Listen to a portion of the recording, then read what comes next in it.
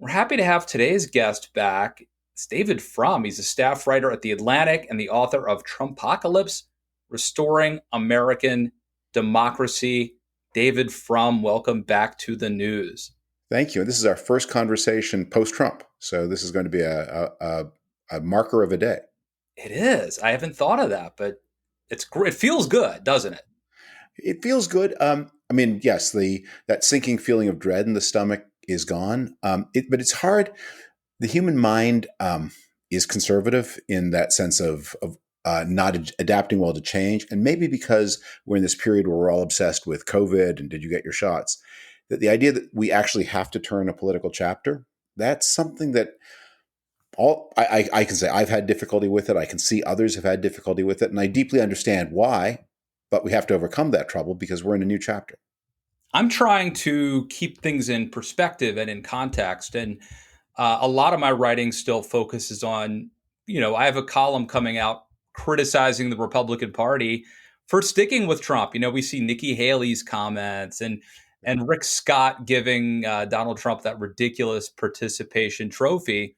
But I'm also working on a column, David, about how Joe Biden is not really returning us to normalcy and the way I had hoped. That great book, it's called How Democracies Die, or Yeah. I think that was the title. They talk about things like forbearance. Yes. And, we don't notice Joe Biden. I mean, Joe Biden's so much nicer and more normal than Trump that it's hard to notice, but there are things happening, at least talk of getting rid of the filibuster, talk of packing the Supreme Court. And if you read that book, they talk a lot about those kind of they call it escalation. Yeah. And so what do you think of that? I am not as worried by those things as you, and indeed, I have a complicated reason for kind of welcoming them. And here's why. What I'm concerned about is how do we restore meaningful, decent two-party competition, especially at the state level. And maybe it's because I've had so many of my children spend so much time in California. I mean, the evolution of our most economically dynamic state into a one-party state, and with the overlooking of all kinds of problems like public homelessness and California's finances, we need a working Republican Party again. As you say, the easy and maybe natural response of Republicans is to try to sort of make deals with Trump, put him in the trunk in some quiet way, not have a fuss. So I think one of the things that is going to be good for the Republican Party is one, Republicans, especially the donor class, need to understand, if you guys had sucked it up in 2016, and it made your peace with a Hillary Clinton presidency with a Republican majority Congress, a majority that would have gotten bigger in 2018. And then there would have been a Republican president, a normal one in 2020. The bad things that are about to happen to you under President Biden wouldn't have happened to you. So keep that in mind the next time you reject reasonable compromise and go for a weirdo like Trump. And I think they remind Republicans why political competition is necessary. Because the risk is if Biden were too acceptable to Republicans, then you'd give Republicans a kind of easy option, which is on the one hand, you align yourself with the Trumps and people like that, go for all the marbles, go for all the gusto. Maybe you can get everything. Worst case scenario, you get a nice moderate Democratic Party, and then you get half of what you want. We learn through pain, and Republicans need a little pain to make them more effective competitors and to teach them, this voter suppression strategy you've got, this is not the way to go. You have to go out there, you have to earn votes, you have to offer an alternative. And yeah, the Democrats, they're going to be a pretty left coalition in the 2020s. And if you don't like that, don't complain about it. Get organized, get off your duff, and go pick up some of those Latino votes and the Asian votes and college-educated people who are ready to come back to you if you're a responsible alternative. If you're not, too bad. Enjoy Liz Warren's wealth tax. It's a tough love is what you're advocating. A little tough love. I'm going to hop around a little bit. I want to ask you about Afghanistan. I blame Trump. So I think this withdrawal is a bad idea. I blame Trump primarily for it. Joe Biden, I guess, he set this date of September 11th, which seems to me to be a bad idea for a That's a troll. Yeah. variety of reasons. Um, am I wrong? So I mean, my assumption here is, well, so people keep saying like, yeah, but what's victory? How do we've been there? It's a forever war. And my definition of victory is like, victory means, or success means, we don't have another 9/11, and we're not, we don't have a huge footprint in Afghanistan, and we're not suffering American casualties. Like, I'm okay with having a few thousand reserve forces there. I don't see that as a huge problem. I'm not sure why other people do. Um, and I think that creating a vacuum could allow another safe haven to emerge. I mean, you know better than I do Yeah. the potential. What's your take, Yeah, Dave? well, my take is a little offbeat on this because, and I come at this with memories of what happened in the immediate aftermath of 9/11 and how we sort of got involved in Afghanistan. We've had this kind of argument between Democrats and Republicans for 20 years now, where Afghanistan was the war the Democrats thought should be priority one. And that was an important criticism of the Bush administration. And where Republicans like Rumsfeld and Cheney and President Bush himself did not want to get over involved. And I've always had a suspicion, I don't know this is just a surmise, that one of the powerful forces that drew Cheney and Rumsfeld to Iraq was that Iraq gave them an alternative to getting over involved in Afghanistan, which they always thought was hopeless. Now, Iraq turned out to be hopeless too, but that it wasn't as obviously hopeless from the point of view of 2001 and 2002 as Iraq was Yeah, obviously. because we had just had Desert Storm, which Right. seemed to go fabulous. Also because Iraq looked, I misspoke there. I said Iraq, I meant Afghanistan. Iraq looked more like a modern state. Iraq, and that was a mistake. That was not true, but it looked that way. They had tall buildings. They had a civil service. They had a road network. It looked like a much more plausible place to build a modern state than Afghanistan looked. Now, again, that turned out to be a mistake, but that's how it appeared. So I think what happened, one of the reasons we got so big into Afghanistan is in order to criticize Iraq, Democrats needed a war to be for, and in the post 9/11 context. And the more you criticized Iraq, as John Kerry so strongly did, and as Barack Obama did even more strongly than John Kerry, the more you had to commit to Afghanistan to show, I do have a military response to 9/11. I think the mission of excluding Al Qaeda from Afghanistan was a feasible one. The mission of building a functional state in Afghanistan, I don't think it was impossible, but it was going to cost more than any American government, any Western government was ever going to commit. And we had this problem, which is that the Afghanistan's nearest neighbor, Pakistan, their top strategic priority was to prevent the emergence of a modern state in Afghanistan. And so we were in this trap where you needed the cooperation of one of Russia or Pakistan if you were simply to get like food and water to the Americans in Afghanistan, the Allied forces in Afghanistan. Both of them had their reasons for enabling a certain degree of cooperation, but ultimately sabotaging the success in the mission. And so it was just something that we signed up for that I don't know how it was going to work. And the only way I think in the long run you could have made the nation building mission work is to have worked much more close, to accept that Pakistan was sabotaging it, to work much more closely with India, to accept the risk, was then Pakistan would feel itself sandwiched between two Indian aligned groups. But failing that, I don't know how it's going to. So I think what we ought to be thinking about when we think about the American reduction is that we should be thinking about, we are looking for ways to continue to support an Afghan state with less U.S. combat presence, no less U.S. resources probably, and maybe more support from others. And the goal is to build as functional an Afghan state as possible, to sustain as functional an Afghan state as possible, and that in the face of, and accept the reality that the Russians and the Pakistanis are not going to help. They are going to try to sabotage. Why not just keep doing what we were doing? Like, I don't understand the because we're losing right now.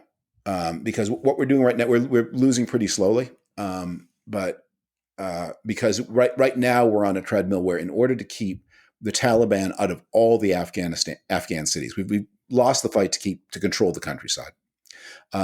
We are about to lose the fight at the present level of investment. What I think we need to.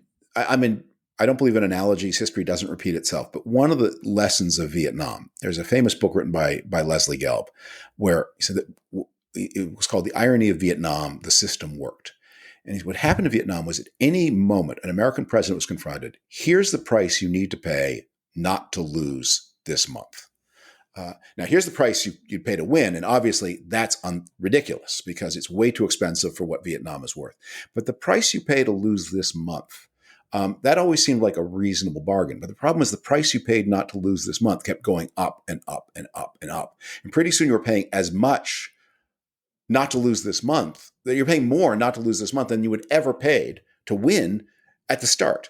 And so you lost sense of what are we doing, what we're doing, why are we doing it, what's this worth? And the mission then develops this self-sustaining logic. Well, we're doing it so as not to betray our commitment. Well, why did we undertake this commitment in the first place? We never really thought about it that hard, why we have this commitment. So, I mean, you're right. It's always a bad thing to lose. But I think we need to look for, if the mission is not to lose, we need to look for the least expensive way not to lose. Yeah, I guess my argument would be like, haven't we lost more Americans to COVID in the past week than we have in Afghanistan in 20 years? And if I don't know, maybe this isn't the case, but if our presence in Afghanistan has actually prevented another 9/11, it seems like a pretty good trade-off to me. Yeah. Yes, that's a reasonable way to think. But there are two things. First, the human mind is not constituted that way. I'm sure you've seen the scene at the Las Vegas hotel where someone who just lost $2,000 playing cards is arguing about a $20, disputed room service charge. Right. You think, well, wait a minute. They took $2,000 of your money for nothing. Why do you care that they overcharge you for the almonds? But the mind doesn't work that way, and Americans don't make those kinds of trade-offs. So human beings don't make those kinds of trade-offs. And I think the second thing is, I think the next 9/11 can come from a lot of other places besides Afghanistan. And we saw that with the rise of ISIS, that ISIS was based in northern Iraq and eastern Syria. I think there's something else that is going on about this, which is it wasn't just that Al-Qaeda and ISIS were different groups. It's that the rise of social media has transformed terrorism as much as it's transformed everything else. And let's put it this way. So when in the 1990s, if you wanted to be an Islamic terrorist, there was Al-Qaeda was an institution. It had a physical presence. You had to, if you wanted to be involved, you had to get on an airplane and go first to Sudan and then later to Yemen or Afghanistan and meet your Al-Qaeda trainer, and they would give you physical training, and then they would provide you with weapons and a mission. It was a guerrilla organization, but it was still a hierarchical organization with a chain of command and a physical presence. ISIS built a caliphate in the Middle East, it's true, but the ISIS terrorism that struck the West was much more networked. No one traveled to become, there were people who went to the caliphate to fight that war, but the kind of people who did terror missions, especially in Europe, they got their own weapons, and they got their training or their impetus from a social media relationship. And then they found their own weapons and found their own targets and chose their own missions, and became a much looser and more decentralized thing. And that's true for all kinds of terrorism. Like white nationalist terrorism operates in the same way. So I don't think it's true that by preventing the rise of terrorist safe havens, that you prevent terrorism in the age of social media in the way that you did in the 1990s. Yeah, and it very well could be. I'm willing to accept the possibility that I'm fighting the last war, that I'm thinking about 9/11 and also about the rise of ISIS, which I believe was aided by our withdrawal from Iraq. That's true. Rather than leaving, we didn't have to nation build, but rather than leaving a reserve force there. But it could be that maybe China's the next big thing. But I guess then I'll quit. I don't want to make the whole discussion about Afghanistan. But we have forces in Japan and South Korea and Germany, and like nobody's clamoring for them to come home. Hmm. Why is Afghanistan different? Well, Afghanistan is a more active deployment. Um, it's a more hazardous and uncomfortable deployment for the troops. It's more expensive. Remember, in Germany and Korea, a lot of our costs are met by the Germans and the Koreans themselves. And of course, they are eager hosts, and that's true of some of the people in Afghanistan, but it's not. It's true of the Afghan state, sort of, but it's not true of the society as a whole. And of course, it's too poor. The United States bears its own costs, and those costs are high. Um, but I think your instinct is right. I think it's just going to look different. I think that one of the things we're going to be seeing, and this is one of the ways where Biden may disappoint his left, is President Obama fought a very active war in Yemen, but he did it with very few troops on the ground. And remember, that was the original strategy in Afghanistan, to have a minimal physical presence and to use resources of air and intelligence, and to work with local allies. I think in Afghanistan, as in so many other places, that a big part of the answer is we have to develop a full spectrum working relationship with India, and which is made difficult because of some of the features of the Modi government that Americans reasonably don't like. But building that relationship is going to be so crucial to the peace of that era, and recognizing that while they're you want to cooperate with Pakistan as much as possible, that Pakistan's interests are in Afghanistan are toward chaos and toward the Taliban. And the Taliban and the Pakistani state have been kind of quasi-allies from the beginning, and that's been a real problem. So my last question on this has to do not with the substance necessarily, but with the politics of it. Joe Biden so far has had a pretty charmed presidency. It's not been, it's not been a walk in the park, but he has the wind at his back. The vaccines are being rolled out. He was able to pass his, stimulus. But what are the odds that because of the Afghan withdrawal, something will happen? It could be like a fall of Saigon type situation. The optics could be bad, or it could be the rise, a terror attack from that region. That would actually really make his, that would be a black mark on his administration. Yeah, that would indeed. My sense is that the United States is negotiating pretty hard for some face-saving arrangement in and around Kabul. I don't know how successful that would be. I'm not close enough to that. I don't think that kind of history repeats itself. But when I look at the risk for Biden, I mean, Afghanistan, an embarrassment in Afghanistan is a problem, but I think America is in an inward mood right now. And President Obama had a lot of, shameful moments in Syria and Iraq. It didn't affect him very much. I think it's going to be hard. I think the Republicans also, because the Republicans are not making an issue out of it. I mean, if I were to list Biden's political risks and his party's political risks, his immediate risks are the border and the surge in crime. And his party's, this is not so personal to him because it's more a state matter, but the party's biggest long-term risk is the schools. And that I think one of the really, if you mean the COVID, because of COVID, the not reopening the schools in September. I think what is going to happen by 2024, maybe even by 2022, is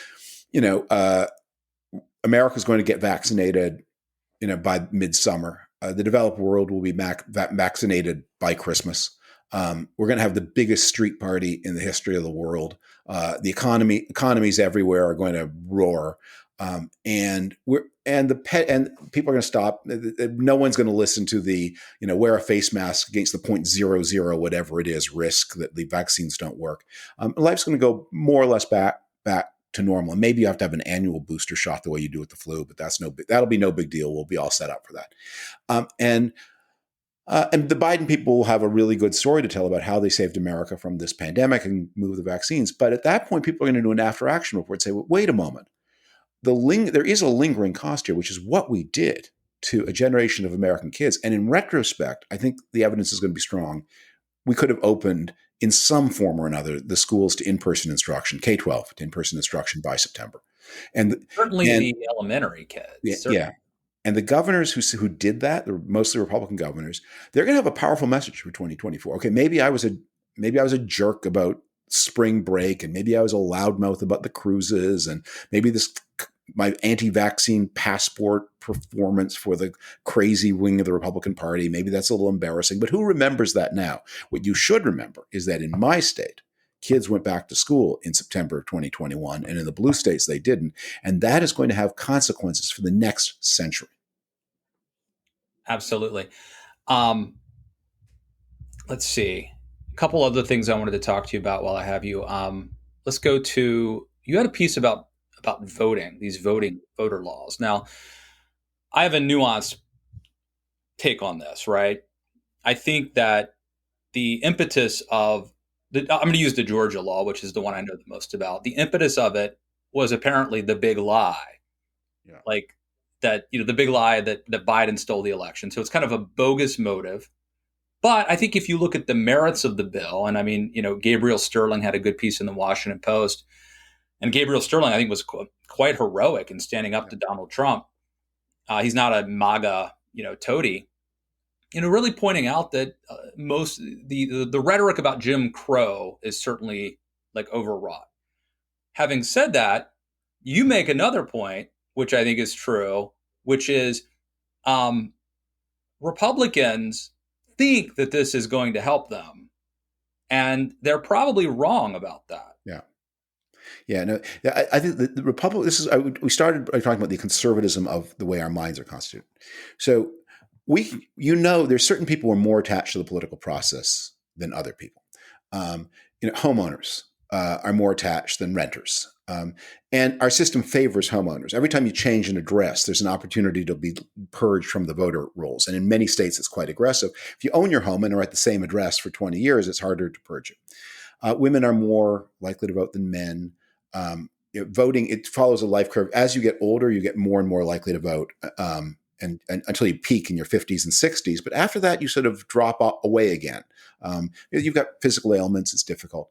When the Republicans think, the Republicans of my era who grew up if you're active in the 1990s, right, late middle-aged homeowners, those are, with some education and some affluence, those are our people. If we make it slightly more difficult to vote, we make their votes more powerful and we help our people.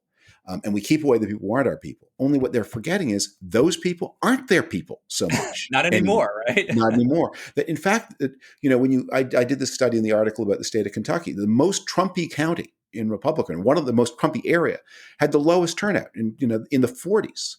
The area around in and around Lexington, Kentucky, which is the center of the Kentucky Civil Service, lots of college people, that had more than 2/3 turnout, and that county went to Biden because it's full of educated, college-educated women and men, especially women. And what the Republicans are not seeing is minority groups that are often affected. Republicans have given up on gaining the black vote, and maybe that's even in a cold-blooded way kind of rational. But they did well with Latinos in 2020, and especially Latino men.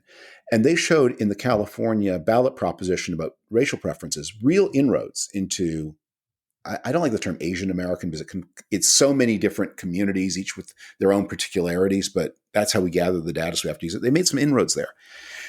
So they've got some possibilities. They're going to make it difficult for their own voters to vote. And I think it's going to have, they're operating on the basis of stereotype thinking. One more thing I want to say about this, which is the whole world is buzzing about this Tucker Carlson piece about voter replacement, the replacement theory that you're bringing in all these immigrants and they are replacing the electorate. If you had zero immigrants, you would still have electorate replacement. People die and new people turn 18. And even imagine you had no immigration at all into the United States. As people die and as others turn 18, the electorate is moving toward the Democrats. The biggest force driving the country to the left. Tucker Carlson talked in this episode about how California has turned to Democratic.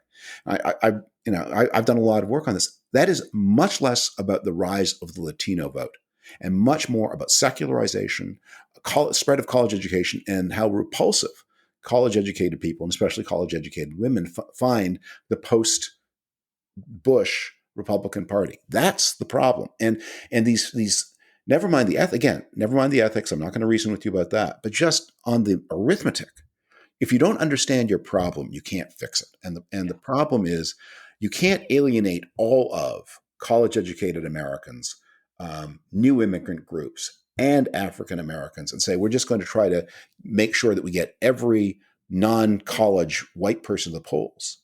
Because they are, with every 4 years, the white population, the people who didn't finish college and didn't finish high school, die, because there are many of them in the people who are 60 and 70 and 80, and they are replaced by cohorts who are younger and more liberal. So the problem doesn't go away, and you're misdiagnosing what the problem is. And in your piece in The Atlantic, you point out just one example of how there could be unintended consequences from this Georgia voter law. One of the things is, like, to do a mail-in voting, you have to have a Xerox copy of your driver's license. Yeah. And who's going to have access to that, right? People who work in Atlanta, like in an office building in Buckhead or something, and who's not going to have as ready access to that? Well, kind of working class white voters out in the sticks. I did a Google Maps of some of the towns in Marjorie Taylor Greene's district, and most of them have one public photocopy machine in the entire town. And it's usually the Walgreens or CVS. And now, you don't have to use the photocopy machine. You could scan and print your driver's license, but then you have to live near your grandchildren to show you how to do it. I couldn't even do that, David. My friend Bill Scher wrote an interesting piece similar to yours at Washington Monthly a while back. He pointed out, here's an interesting point. I don't think you talked about this in your piece, maybe because the Georgia bill, I don't think, had anything to do with like convicted felons getting the franchise back. But it turns out, like, Republicans think that convicted felons are all going to vote. If they can vote, they'll all vote Democratic. Mm-hmm. It turns out, if you kind of run the numbers, in a lot of the most important states, even though African American men, represent a disproportionate percentage of incarcerated or convicted felons, the percent as a total is actually much lower. And so what you would have, in other words, if you were to give ex-felons the right to vote, in a lot of states, a lot of important states, it would actually be a lot of non-college educated white men who I think, and Bill argues, would be more likely, if they vote, to vote Trump. Yeah. I think there's an even more, a larger theme here. And I say this as someone who, like you, I'm pretty unhappy about the state of the Republican Party over the past decade, but I remain a conservative person, and that's normally the party that I would wish to do well. And in any case, whatever I think we need competition from them. I think Republicans have been defined by this unique feeling of apocalyptic doom. Ronald Reagan's famous speech in 1964. The theme was, we shall lose if we don't elect Barry Goldwater in 1964. We shall meanly lose the last best hope of man on earth. I think, really? Pretty hard. You're never going to recover. That's it. It's 1,000 years of alternatives. Goldwater wins 1,000 years of totalitarian night. Seriously, And Paul Ryan's tipping point speech. If we don't stop Obamacare, that's it. The jig is up. There will never be a Republican governor in this country ever again. Really? And meanwhile, all over the rest of the developed world, the winningest political organization in the democratic world is the Conservative Party of Great Britain and Northern Ireland. German politics since the war has been dominated by the Christian Democrats, their right-of-center party. Australian politics has been dominated by their right-of-center party, confusingly called the Liberals. Canada is somewhat different because of the language and regional issues, but at the provincial level, where actually most of the legislating is done, the Conservatives are either completely competitive or often dominant. They go by different names. Like there's a Saskatchewan party in Saskatchewan and so on. But this idea that it's always 5 minutes to midnight, leads you to self-destructive action. The thing that you start by believing, you know what? There are a lot of people, there are a lot of friends we haven't met yet. There are a lot of people who like our message. And when we meet people who ought to be with us and we discover they're not because they're offended by something we've said or done, the right response is not to say, how do we stop you from voting? We say, well, why don't we come to the christening or the wedding or the funeral and listen to you for 8 or 9 hours and find out what are we doing that you don't like? And maybe we can change that. My friend, I have a friend in Canadian politics named Jason Kenney, who's now the Premier of Alberta. And he's practiced ethnic politics like a politician in New Deal, New York. And he would go to, he would sit down with Vietnamese store owners and, the Japanese, Canadian psychiatrists. What are we doing that you don't like? And what he would discover again and again, it was something symbolic, something that you could easily fix. Something often as simple as just, if you could just learn to say enough Vietnamese to welcome the Lunar New Year in our language in a YouTube greeting, we'd really appreciate that. We'd feel at home. And by the way, and hire some of our bright young people to come with you and be parliamentary assistants and to tell you how to make friends and not to offend people. And this is what competitive political parties do. And this is what Republicans should be doing instead of trying to figure out ways to engineer the electorate. It's as easy to earn votes as it is to stop them. I think the other interesting thing here is that as our political parties seem to be finally reordering, we have muscle memory where we want to still be the corporate party or the party of corporate tax cuts, or we want to be the party that thinks turning out college-educated whites is going to help us win, even though, and I say we, but Republicans, it's interesting to me that I think both parties are to some degree operating on muscle memory, which leads them to do things that actually might be counterproductive. For sure. And we have stereotype policies. And part of the problem is that the politicians are just, especially on the Democratic side, the politicians are very old. And so, with the best will in the world, the hardest work will in the world. I mean, when you've got, leaders who are in their 70s and 80s, it's very hard for them to understand how things are now. And so, look, I mean, I'm not in favor of canceling student debt, but the idea that you need to internalize what has happened to the cost of college since 1990. And that is hard for someone who, like me, I graduated from college in 1982. And I was confronted again when I had to pay for children to go to college, but just it's so different. And it's even more dramatic at the level of the state universities. And what that has meant for the ability and willingness of young people to get married and buy their first home and start a family. And to feel that the system is working in their favor. My mother graduated from college in I think 1959, and she told for years and years the story about how at the first commencement or first convocation of the class, the dean of the undergraduate college greeted the undergraduates by saying, "Ladies and gentlemen of the class of '59, we want you to work hard. We want you to make the best use of your time at the university, but do not dally. The world is waiting for you." Because in 1959, we needed every 22-year-old. We had something for them all to do, especially the ones with degrees. And so don't hang around here. Learn what you need to do. Go out there and contribute to the world. And wouldn't it be great if the ladies and gentlemen of the class of 2021 had that same feeling? Do you have any thoughts on, I'm not 70 or 80, but I mean, hell, I think, there's a sense that like whatever the world was like when you were 18 or 24, or there's some age that like you're stuck in that mentality. Like I am very comfortable in a late 90s like vibe. Like if the world, I have a nostalgia for that era. What should we do to stay relevant? Like not to stay relevant career in terms of careerism, but to stay fresh, to keep our minds not stuck in the past. Yeah. For this is the tragedy of man. The world changes and he does not, to paraphrase Machiavelli. Something I try to do is to really listen seriously to my children and their friends in their 20s, to make friends with my children's friends. And not because they're right about everything. They're right about some things, they're wrong about other things, but just to hear how the world looks to them.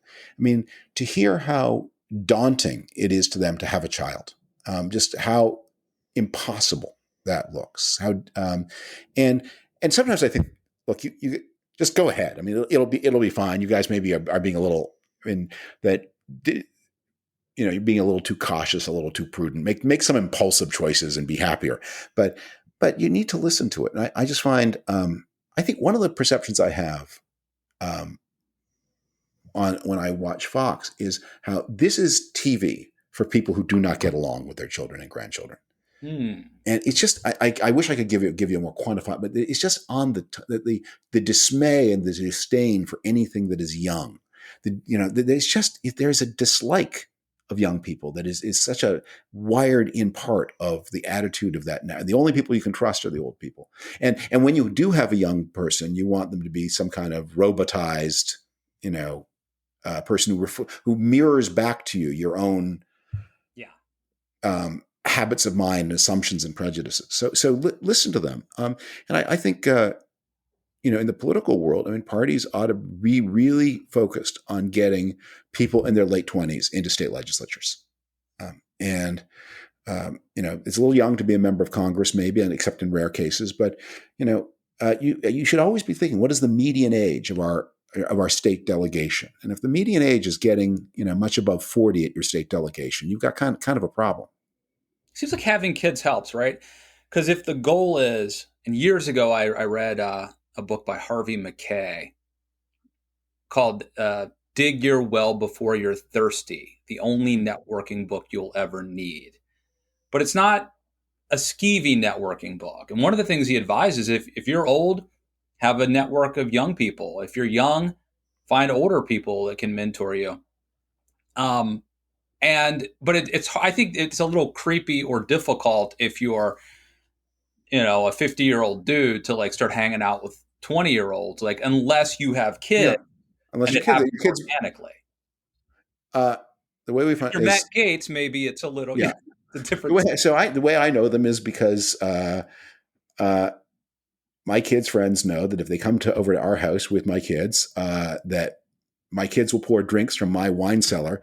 And if they put up with me for about an hour and a half, I'm usually in bed by 9:30 or 10 and the party can then really get going.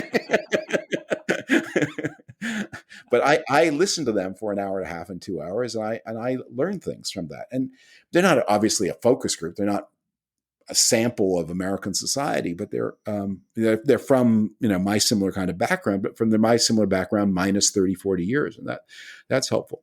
I think the other thing about having kids is it inoculates you against the desire for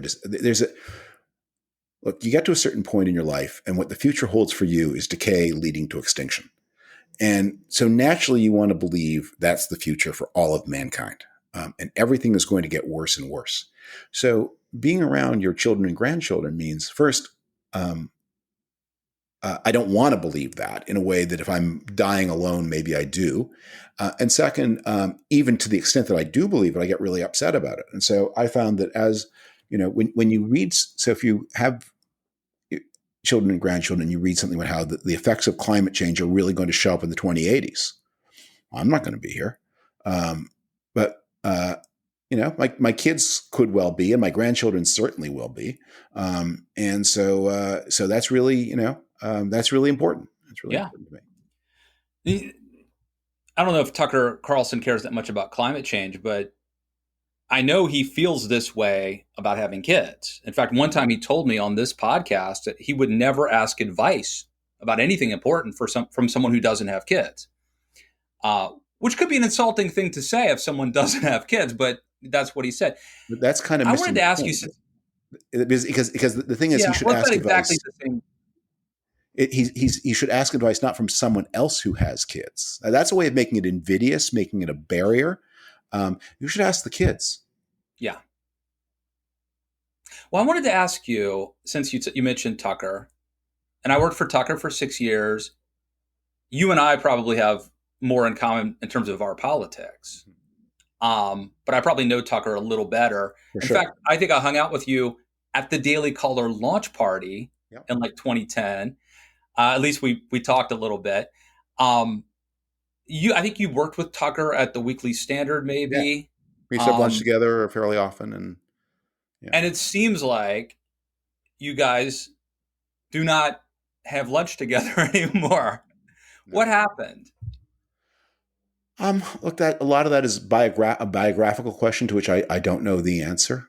Um, and I'm certainly not, I don't know him well enough to begin to speculate. And it's easy to impute negative motives to behavior that you regard as negative behavior. But what I can see is that it seems to me it's very dark. It's very, very dark. And I mean, and dark in its attitude in what he has.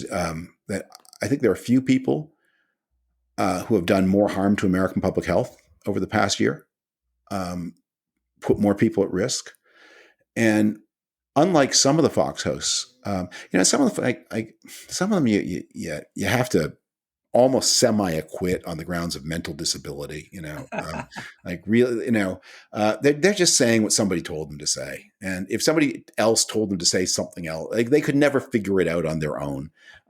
They're just numbskulls and mouthpieces. But I think one of the reasons that Carlson gets a lot more attention from sort of the regular is there is this, he's obviously an intelligent person. And not just a canny person, but he's obviously somebody who has the capacity to absorb and process and reflect on information. I mean, I don't know that Sean Hannity's read a book in his life, but Tucker Carlson surely has and surely could. And so you wonder, it's and if you're at an important network, it's one of the things that is one of the real benefits of our way of life, our profession, is that you can call people on the phone and they will tell you stuff, and you can call really impressive people and they will take the call and tell you stuff, and you can sit down with them and ask them questions, and if you consistently then choose to rely on people, it's just obvious you shouldn't rely on. What does that say? Look, and I see the rewards. I mean, the rewards are enormous in terms of income and prestige and impact. And unfortunately, we don't live in a morality tale. I mean, that good conduct is not always rewarded, and bad conduct is not always punished. Let me ask you, speaking of bad conduct being punished, let me ask you about the Derek Chauvin trial. And then there are a couple of other high-profile police shootings that are happening as sort of the backdrop of this. But, I guess all it takes is one juror to acquit. Mm-hmm. And if that happens, then I think we got a big problem on our hands. Yeah. Not only because it probably means that justice has not been served, but I think it would lead to some pretty intense violence. How concerned are you? I think with all of these police shooting cases, you always have to be careful about commenting on any particular one, because the jury room is the jury room. There are things they see that we don't, and these trials can often turn out to be much more complicated. And I mean, the Michael Brown case turned out to be the original reports on it turned out not to be accurate. The situation was much more ambivalent. And so I don't want to focus on any one particular case because I'm worried about commenting on that. I think we need to build in everything we do, a sense of stronger shared nationality, and to think about how do you make policing better? And that requires reducing the power of police unions. That requires making it possible to get rid of doubtful officers. I think that means maybe also standardizing some of that, giving states more power over police and less to cities, because you get very variable. I mean, one of the things that was true in the terrible Tamir Rice case, that's the story of the 12-year-old boy who shot dead by a Cleveland cop, is that the cop was in Cleveland in the first place because he had been refused, more affluent areas had refused to hire this officer. And so Cleveland, which was poor and paid less, they got him. And then he was in a position to do harm. And you may have a different view of this. I think one of the other things we have to think very hard about, it's hard to have a disarmed police force when you have an armed citizenry. And I think it would be a better world if police could be more confident that the cars they stopped didn't have guns in the glove compartments, and that way you could take some of the guns off the belts of the police. They do seem to be very paranoid. And I try to put myself in their shoes. You know, my dad was a prison guard for like 30 or 40 years. And he was a National Guardsman in Baltimore during the riots. My father-in-law was a park policeman. So, I mean, I have a respect and reverence for law enforcement, but they seem to be like very concerned that they're going to walk into an ambush every time they pull over a car. Mm-hmm. And I don't know if that's like unjustified paranoia statistically, or I mean, I'm sure it's completely unjustified paranoia statistically, but so is the paranoia of the concealed carry permit holder. That, you must know, I surely know, people who put a gun on their belt when they go to Safeway. And I just watched that and I think, that's crazy. That seems crazy to me. And yet there are people who feel like violence could erupt at any moment. And, we're engineering a society where people think there's the danger. First, they don't see where the danger comes from. They drive to the Safeway without a seatbelt and put a gun on their belt in case they're assaulted. Speaking of statistical odds. Yeah. I forget now. In the majority of states, there's no requirement to wear a helmet if you ride a motorcycle. But and so they don't wear a motor, but the gun on the hip as you drive your motorcycle without a helmet. I mean, it seems nuts to me. But we have engineered a society where Americans live in fear of one another and think that firearms are going to make them more safe. And why should police officers are going to have those same exaggerated fears and that same too ready reference to weapons. And maybe this is my Canadian thing. Like Americans look at all those guns and say, that's a sign that they see the Minutemen. They see the gun over the colonial hearth. And I see Somalia. I just think like this is not a first world country. In a developed country, that the law is the law, and the law will protect you, and you don't have to put a firearm on your belt, on your hip, in order to be safe when you go to the store. Well, the fact that we had several mass shootings in the past month or so, and no one's really talking about gun control anymore. It lasted for a day or two. Like that is an interesting, like whether you're for it or not, that's an interesting data point. I'm writing something about this for The Atlantic right now. I'm a big pessimist about the prospects for legislated gun control. I think what you need a cultural change. You need people to say, I'm just not going to do it. Me.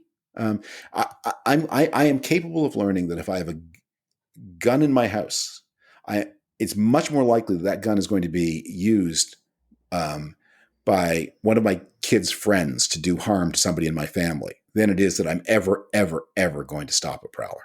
And if you're really that worried about a prowler, get 2 dogs. The dogs will deter the prowler is going to come to steal the gun and be frightened by the dogs. Always a pleasure talking with you, David. Anything you want to promote or want us to know? I hope people will. I will say something, and this is a universal thing. I think we've all had a sense of civic demobilization after the inauguration of Joe Biden. I remember during the Trump years a strong feeling that people were reading everything with that one published or your podcast. People were reading with care, paying attention to civic affairs, and we're having a little bit of a holiday from that. And look, we've all earned it. And post-COVID, I mean, we want to get ready for the big street party that when we can have it.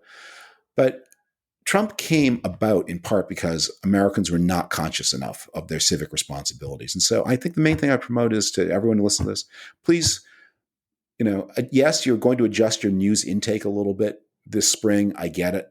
But maybe next fall, return. You don't have to return to what it was at the scariest moments of the Trump era, but please return. The polis needs you in good times as well as bad. And in fact, the surest way to prevent the bad times is to pay attention during the good times. I volunteered to be an assistant little league coach, and I got dragooned into being the head coach / manager. And it's the most refreshing thing in the world. I bet. I mean, and I tweeted this the other day, but it's so true. This happened to me a couple times. I'm hanging out at the facility, there's like 3 little ballparks in one area. And nobody has any idea that I talk about politics, right? And a couple times it's happened where like some little kid that I'm coaching will just sort of run up with a smile and be like, "Hi, coach." And that feeling is 10 times better than anyone recognizing me from being on cable news. Yeah. And I never had that before, because even though I was sort of a atomized individualist, I didn't join things in my community. And as I said, I had to be kind of dragooned into this. It's a good feeling. Mm-hmm. And it takes your mind off of the bad stuff, and including politics, for a couple of hours. Yes. All right. A pleasure to talk to you. David Frum, always a pleasure. Thanks for coming back on the news. Bye-bye.